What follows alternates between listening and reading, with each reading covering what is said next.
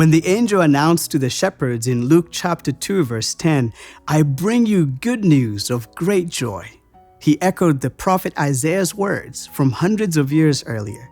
And when Jesus began his public ministry in Galilee, he reiterated these same words. In his first recorded sermon, Jesus was in the synagogue of his hometown in Nazareth and was handed the scroll of Isaiah. Reading from Isaiah chapter 61, verses 1 and 2, he said these words in Luke chapter 4, verses 18 and 19. "The Spirit of the Lord is upon me, because he has anointed me to proclaim good news to the poor. He has sent me to proclaim liberty to the captives and recovering of sight to the blind, to set at liberty those who are oppressed, to proclaim the year of the Lord's favor." Then, in verse 21, he made this astonishing proclamation. "Today, this scripture has been fulfilled in your hearing." Isaiah had prophesied that the coming of God's kingdom would result in salvation for all God's faithful people, and Jesus proclaimed that day had arrived. In Matthew chapter 4, verse 23, we learn that after Jesus called his disciples, he went throughout all Galilee, teaching in their synagogues and proclaiming the gospel of the kingdom and healing every disease and every affliction among the people.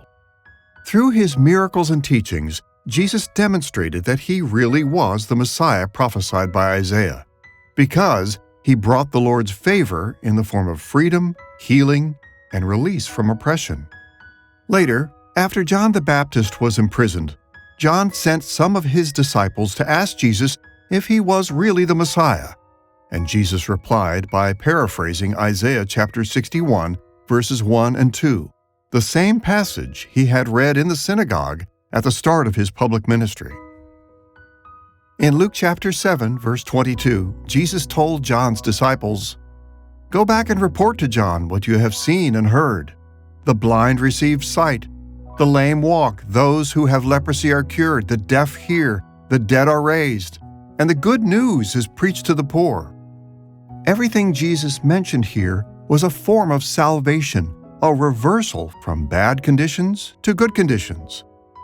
But when Jesus said that good news is preached to the poor, he was talking about more than just external poverty.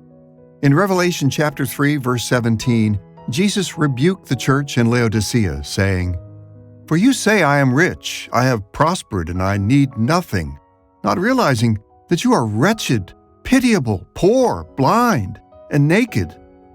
And in James chapter 2, verse 5, we read, "Listen, my beloved brothers, has not God chosen those who are poor in the world to be rich in faith and heirs of the kingdom, which he has promised to those who love him?" Poverty in Scripture often has less to do with material wealth than with the condition of the heart.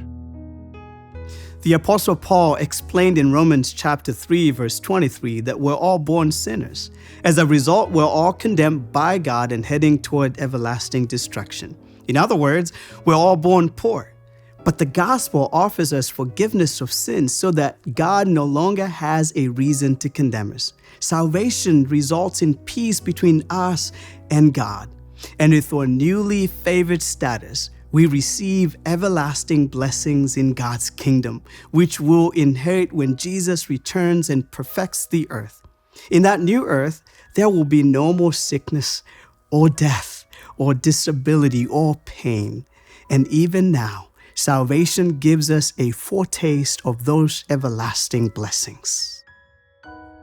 In the Sermon on the Mount, in Matthew chapter 5, verses 3 through 11, Jesus emphasized the same great reversal that Isaiah had prophesied.